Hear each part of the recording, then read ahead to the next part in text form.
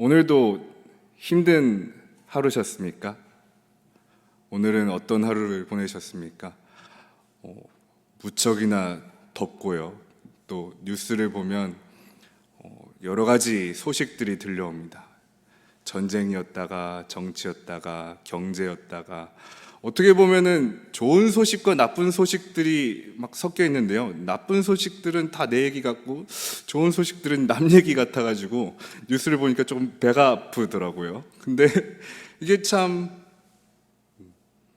격동하는 시기인 것 같아요. 아무튼 무언가 엄청난 것이 오는 것처럼 꿈틀꿈틀대고 있는데 무언가 나는 거기서 뒤처지고 있고, 이렇게 가만히 있어도 되나? 기도만 하고 있어도 되나? 스스로 질문을 던게 되는 그런 날들인 것 같습니다. 그런데 여러분들에게 이런 이야기를 드리고 싶어요. 마지막에, 오늘이 마지막이라면 오늘 봤던 뉴스 중에서 여러분들이 가지고 가고 싶은 뉴스가 혹시 있으신가요? 오늘 많은 뉴스들을 봤는데 정치, 경제, 전쟁, 주식, 여러 가지들이 있잖아요. 근데 그것을 내 마지막에 가져간다면 가져가고 싶은 뉴스가 혹시 있으셨나요? 아니요, 아마 없으셨을 겁니다. 왜냐하면 오늘이 마지막이라고 생각하면은 나와 아무런 상관도 없는 일들이기 때문입니다. 그건 남은 사람들에게나 필요한 뉴스들이죠. 그 말은 뉴스에서 나왔던 그 많은 소식들이 복음은 없었다는 뜻입니다. 하지만 이 자리에 여러분들 잘 오셨습니다. 오늘 저는 여러분들에게 돈 벌 수 있는 정보도 드릴 수 없고요. 전쟁이 언제 끝나는지, 어떤 후보가 당선되는지 이런 거 전혀 가르쳐 드릴 수는 없습니다. 하지만 제가 드릴 수 있는 거는 복음 전하려고 이 자리에 왔습니다. 여러분들에게 제가 전하는 복음이 아니라 하나님께서 여러분들에게 하시고 싶었던 말씀이 들려지기를 축복합니다. 오늘 말씀은 좀 무거운 말씀인데요. 다윗이 유언을 하고 있어요. 다윗이 자신의 아들 솔로몬에게 유언을 하고 있습니다. 그런데 그 유언의 내용을 볼 때 처음에 이런 말을 합니다. 첫 번째로, 너는 이제 대장부가 되어라. 다윗은 솔로몬에게 왕위를 물려주지만 너가 왕이 되었다고 끝나는 것이 아니라 이제부터는 대장부가 되어야 된다고 이야기하고 있습니다. 성경의 원어를 찾아보니까요, 이 단어는 강한과 남자 혹은 인간, 남편을 뜻하더라고요. 그러니까 다윗이 솔로몬에게 이야기하는 것은 강한 사람이 되어라, 용감한 사람이 되어라, 용사가 되어라, 그런 의미로 대장부가 되어라고 이야기하고 있습니다. 왜냐하면 다윗의 삶에서 그가 자신의 삶을 평가할 때 가장 중요했던 것은 용사가 되는 것이었기 때문입니다. 적들과 싸워야 됐고요, 왕과 싸워야 됐고요, 때로는 아들과도 싸워야 됐습니다. 그 무수히 많은 전쟁들을 지나고 나서 솔로몬에게 이야기합니다. 용사가 되어야 된다. 이 험탄한 세상 살아남으려면 이 꽉 물고 대장부가 되어야 된다라고 이야기하고 있습니다. 그런데 저는 사실 고지곳대로 듣지 않습니다. 왜 그 다음에 하나님 얘기를 할까요? 다윗이 그 다음에 이야기를 하는데요, 대장부가 되고 내 하나님 여호와의 명령을 지켜 그 길로 행하여 그 법률과 계명과 율례와 증거를 모세의 율법에 기록된 대로 지키라. 그리하면 내가 무엇을 하든지 어디로 가든지 형통할지라. 첫 번째가 남자가 되는 겁니다. 강한 남자, 용사. 그리고 두 번째가 하나님과의 약속을 잘 지키라는 겁니다. 내용상으로는 아무 문제가 없지만 다윗이 마지막 때 우선순위로 여기는 것이 조금 잘못된 것처럼 보입니다. 그렇지만 이렇게 생각한다고 해서 남자가 되라는 건 짧게 얘기하고 하나님에 대한 부분을 길게 이야기하면 우선순위가 하나님께 있는 것이 아니냐라고 생각할 수도 있습니다. 하지만 하나님과의 약속을 지키면 하나님이 너를 버리지 않는다고 약속했다, 이거로 짧게 끝나고요, 다시 사람의 얘기로 돌아옵니다. 첫 번째는 이렇습니다. 요압 이야기를 하는데요. 이 요압은 다윗의 가장 용맹한 전사였습니다. 하지만 좀 잔인한 구석이 있었어요. 다윗이 죽이지 못한 사람을 죽이기도 했고, 다윗이 마음이 약해졌을 때 다윗에게 화를 내기도 했습니다. 다윗이 울고 있을 때 적을 죽이고 왜 울고 있느냐, 너 때문에 나라가 같이 슬퍼하지 않느냐 하면서 용맹하기 그지없는 그런 용사였습니다. 하지만 다윗은 그에 대해서 이렇게 이야기합니다.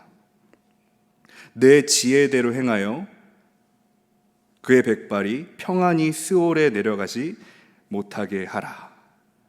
아들아, 나와 함께 싸웠던 전우지만 그는 잔인했다. 평화로운 시대에 피를 묻혀서 전쟁을 일으켰던 사람이다. 너가 앞으로 살아갈 때 너의 지혜대로 그를 처리하도록 해라. 다윗은 아들에게 이렇게 무서운 이야기를 합니다. 함께 싸웠던 이 전우마저도 아들이 살아야 될 상황에 위협이 될 수 있으므로 반드시 처단할 것을 이야기합니다. 그리고 또 이야기합니다. 길르앗 바르실레의 아들들에게, 그들이 내가 압살롬에게 도망치고 있을 때 나를 도와줬으므로 꼭 갚아주어라. 너가 귀한 사람들과 밥을 먹을 때 함께하며 그들에게 은혜를 베풀어라 이야기합니다. 근데 좀 의문인 게요, 왜 다윗은 살아생전에 그 은혜를 안 갚고 나중에 갚고 있는 걸까요? 늘상 해왔던 그 은혜면은 자연스럽게 그렇게 귀빈 대접을 했을 텐데, 죽으려고 하다 보니까, 유언을 하다 보니까 자신이 갚지 않았던 빚들을 생각하고 있습니다. 내가 진 빚을 내가 좀 갚아줘라. 그리고 또 빚 얘기를 하다 보니까 또 잊혀졌던 것이 생각납니다. 심의, 내가 그때 도망갈 때 나한테 은혜를 베풀었던 사람들도 있지만 나를 저주했던 심의가 있다. 그가 내가 왕으로 돌아왔을 때 나를 영접했으므로 내가 칼로 치지 않겠다고 이야기했지만 그건 내가 살아있을 때 이야기고, 내가 죽으면 그의 피가 반드시 그의 허리띠를 적시도록 내 지혜대로 하여라. 솔로몬에게 이야기합니다. 그렇다면 이 다윗의 유언을 봤을 때 이 문맥상 다윗이 하는 말들이 다 아름답고 거룩하고 다윗의 말이니까 본받자 하는 것이 아니라, 지금 말년의 다윗의 모습은 많이 혼탁해진 모습을 보입니다. 어떻게 보면은 그가 거룩했던 그 용사적인 하나님의 귀한 물맷돌 같은 모습보다는 남들과 똑같은 인간의 왕처럼 된 것처럼 보입니다. 그렇다면 어떻게 그 말씀을 받아들여야 될까요? 그 말씀을 어떻게 이해해야 할까요? 그렇다면 그 이야기를 더 찬찬히 들여다보는 겁니다. 다윗이 유언할 때 그 유언을 듣고 그 어떤 일이 일어나는지를 들어보는 겁니다. 솔로몬은 다윗의 말을 듣고 그 지혜대로 행동합니다. 그가 자신의 아버지 다윗처럼 칼을 쓰는 용사가 되진 않았지만 그는 무수히 많은 전투에서 이겼습니다. 그가 휘두르는 칼은 정치였고요, 경제였고요, 외교였고요, 문화였습니다. 아버지는 오로지 전쟁밖에 몰랐는데 솔로몬은 그보다 더 많은 방법의 전쟁들을 이겨냅니다. 완전한 대장부가 되고 있죠. 사람들은 그에게 굴복합니다. 정치적으로 굴복하고요, 경제, 문화, 그 많은 것들로 굴복하게 됩니다. 솔로몬은 그 이야기를 계속 반복해 나갑니다. 신명기 17장에 보면은 왕의 규례가 있어요. 왕이 절대 하지 말아야 될 내용들. 첫 번째는 말을 많이 두지 말랍니다. 상징적으로 말은 침략을 의미합니다. 하나님께서 허락하신 땅에만 있고 더 많은 욕심을 내지 마라. 그런데 솔로몬은 이집트에서 엄청나게 많은 말을 구매합니다. 그리고 아내를 많이 두지 말라입니다. 근데 솔로몬은 성경에 1000명의 아내를 두었다고 기록되어 있습니다. 그리고 너무나 많은 일들이 솔로몬에게서 이루어졌습니다. 그가 물론 아름다운 성전을 지었죠. 근데 그 성전만 짓지 않았습니다. 다윗이 성전을 꼭 지어야 된다. 내가 모든 준비를 해놨으니 솔로몬아 성전을 지어다오. 네, 솔로몬이 성전을 지었습니다. 근데 자신의 아내의 숫자만큼 그들에게 그들의 신을 믿는 성전을 지어줬습니다. 다윗과 솔로몬의 관계에서 많은 것들이 물려받았고 솔로몬이 다윗에게 많은 것을 배웠는데 한 가지 빼먹은 것처럼 보입니다. 솔로몬이 영적 전투에서는 완전히 져버린 모습입니다. 하나님께서 말씀하십니다. 솔로몬아, 내 대에는 이스라엘이 하나로 있지만 너 이후에는 두 개로 갈라지게 되고 결국 멸망하게 될 거야. 그렇다면 우리는 어떤 것을 유언으로 남겨야 될까요? 일단 성공해야 된다, 남자가 되어야 된다, 리더가 되어야 된다, 공부를 열심히 해서 1등을 해야 된다, 그리고 하나님과의 약속을 지켜라, 주일은 교회 가는 날이다, 11조를 내라, 밥 먹기 전엔 기도해라, 찬양할 때는 열심히 해라, 예배 땐 졸지 마라. 그것만 지키면 하나님께서 너를 축복해 주실 거야. 우리는 딱 거기까지만 이야기했습니다. 대장부가 되어라. 이 안에는 무수히 많은 것들을 함유하고 있고 하나님에 대해서는 꼭 집어서 이것만 지키면 돼 라고 이야기합니다. 그런데 오히려 반대로 되어야 합니다. 세상 살면서 많은 것들이 필요하지만 오히려 몇 가지만 지키면, 몇 가지만 알고 배우면 살아갈 수 있습니다. 정직해라. 무수히 많은 상황들이 있겠지만 정직하면 된다. 성실해라. 무수히 많은 일들이 있겠지만, 많은 상황들이 있겠지만 성실하면 된다. 그리고 사랑해라. 많은 사람들이 있고 많은 원수들이 있고 많은 배신자들이 있겠지만 결국 사랑해라. 그러면 너는 안전할 거야. 그리고 오히려 얘기를 해야 되죠. 하나님에 대해서 더욱더 많은 것이 합류할 수 있도록 풍성하게 이야기했어야 됩니다. 만약에 이렇게 이야기했으면 어떨까요? 다윗이 솔로몬에게 성전 이게 아니라 자신의 어렸을 적 이야기를 하면 어땠을까 합니다. 내일, 미래, 앞으로 장래 이게 아니라 내가 어렸을 적에 내가 그 들판에서 꼬마였을 때 말이야. 내가 맨날 양치고 이렇게 했을 때 늑대나 곰이나 사자들이 내 양을 노리곤 했었거든. 사실 난 번번이 도망갔었어. 그런데 하루는 이 양이 죽은 게 너무 마음이 아픈 거야.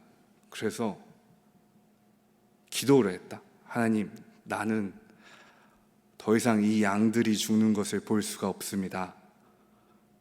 내일 어떤 맹수가 내 양을 노리거든 맞서 싸우겠습니다.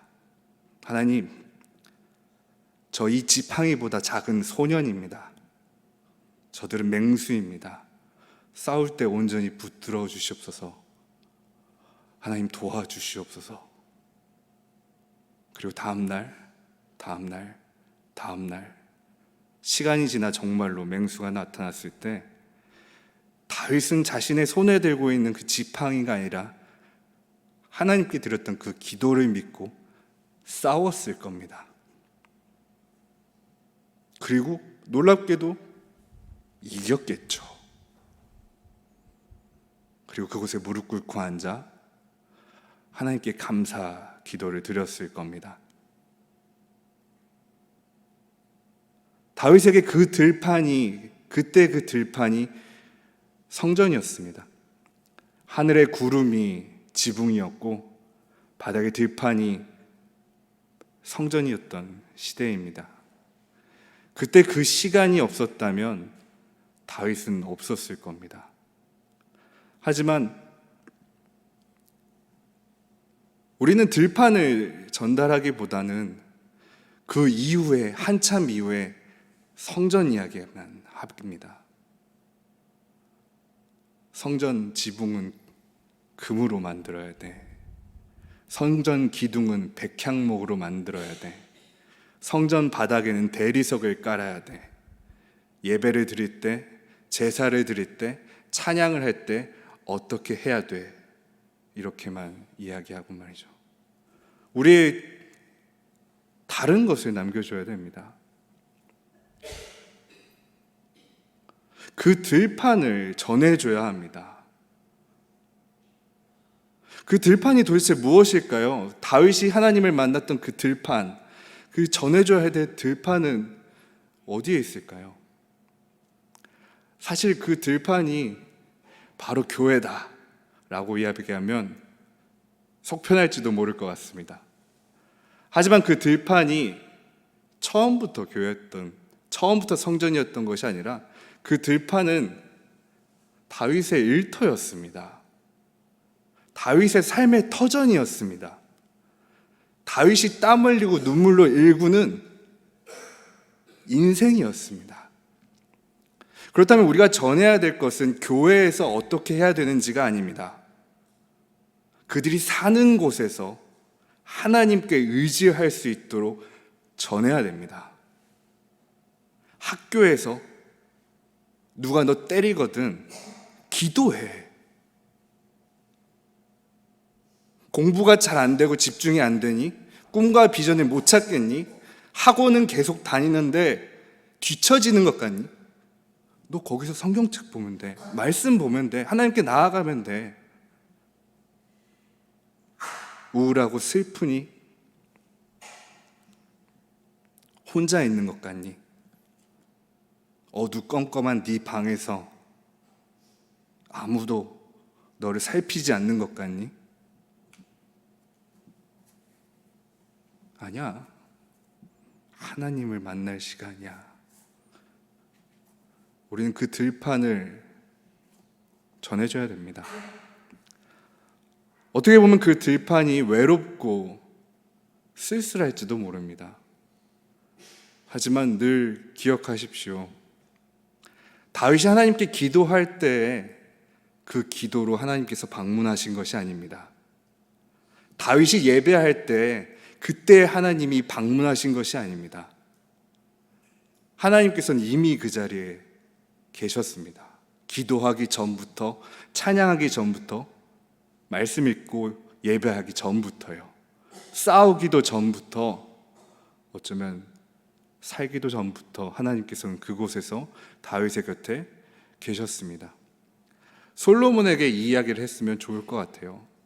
솔로몬에게 하나님께서 이런 이야기를 하시고 싶으셨던 것 같아요. 솔로몬이 태어났을 때 선지자가 찾아와서 이야기합니다. 연인이야 라고 하나님께서 부르셨다. 뜻은 하나님께서 사랑하는 자라는 뜻입니다. 솔로몬이 태어난 지 얼마 되지도 않았는데, 그가 1000번제를 드리지도 않았는데, 성전을 짓지도 않았는데, 하나님께 아무런 영광 돌리지 않고 하나님의 존재조차도 몰랐을 때 하나님께서는 솔로몬에게 연인이야, 내가 너를 사랑한다 말씀하십니다. 우리에게 유언이 있다면 그건 것 같아요. 힘들고 괴롭고 혼자일 것 같을 때 하나님을 찾아라. 그리고 하나님께 붙들려서 무너지고 쓰러지고 넘어지고 다시 일어서라. 우리가 그것을 전할 수 있었으면 좋겠습니다. 솔로몬은 3,000개의 잠언을 썼다고 해요. 그런데 그렇게 3,000개의 잠언을 썼는데 우리에게 전해진 정경으로 뽑힌 잠언은 30개 정도라고 합니다. 수많은 말들을 했지만, 수많은 지혜들을 했지만 하나님에 대해서는 한 30개 정도 썼다고 생각할 수도 있을 것 같네요. 그가 수많은 성전을 지었지만 하나님에 대한 성전은 하나였습니다. 그리고 많은 일들을 했었지만 하나님께서 기쁘시게 했던 거는 한 번, 두 번, 10번, 100번 자신이 했던 일에 비하면 한참 부족할지도 모릅니다. 우리 자녀들도 어쩌면 우리들도 그럴 겁니다. 하나님 보시기에 얼마나 선하고 아름답게 살 수 있을까요? 1년에 365일인데 사실 그중 열흘도 하나님 기쁘시기에 살기 어렵습니다. 하루에 1시간, 2시간 수다를 떠는데 그중에 2-3마디도 복음이 없을 때가 많습니다. 나를 보면 하나님, 너무 부족한 자입니다 생각할 수 있습니다.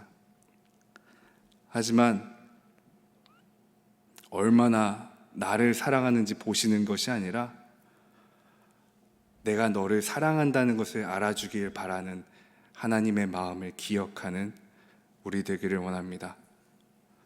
교회에서 하나님을 만나는 것이 아니라 내 삶 속에서 하나님을 만나고 교회에서 기뻐 찬양할 수 있는 우리 되기를, 솔로몬에게 자신이 미처 하지 못한 숙제를 넘겨주는 것이 아니라 내 어렸을 적 하나님의 자녀 됐었던 그 들판을 되찾고 이렇게 이야기하는 엄마 아빠가 되었으면 좋겠습니다. 나를 위해 기도해다오. 나를 위해 기도해다오. 하나님의 사랑받고 교회 다니면서 언제나 기도하는 나인데 나를 위해 기도해다오. 하나님만 믿고 의지할 수 있도록 나를 위해 기도해다오. 함께 기도하는 우리가 되기를 원합니다. 꼭 해보셨으면 좋겠어요. 내가 너를 위해 기도한다가 아니라 나를 위해 기도해다오. 기도하겠습니다.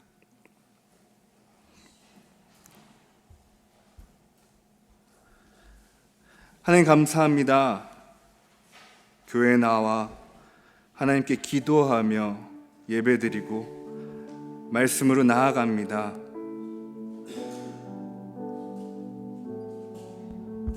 어쩌면 우리 집안에서, 우리 가정에서 내가 대표해서 이 자리에 기도하러 나왔을지도 모릅니다. 내가 기도할게. 너는 너의 것을 열심히 하여라.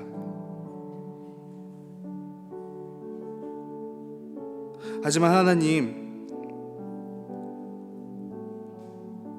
기도가 힘든 일이 아닌데 왜 내가 하겠다고 했을까요? 기도가 손해보는 일이 아닌데 왜 나는 기도하는 것을 희생하는 것처럼 이야기했을까요? 어쩌면 나는 기도보다 중요한 일이 있다고 생각했던 것 같습니다. 하나님, 더 이상 하나님을 의지하는 것을, 하나님께 나아가는 것을, 하나님께 사랑받는 것을 나 혼자 독차지하지 않게 하옵소서. 오히려 기도해.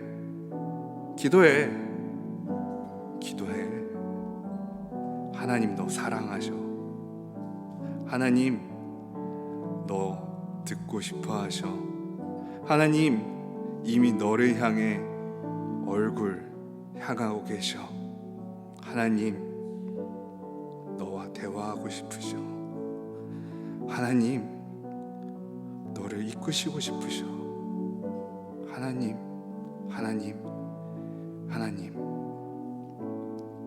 하나님 이야기하는 우리 되게 하옵소서. 언제나 기억하게 하옵소서. 예수님께서 성전을 세우러 이곳에 오신 것이 아니라 성전보다 나은 것이 있다. 성전보다 나은 내가 있다. 성전보다 나은 하나님, 우리가 하나님 찾게 하옵소서. 기도합니다. 그리고 집에 가서도 기도하겠습니다. 기도하라 하겠습니다. 예수님 이름으로 기도드립니다. 아멘.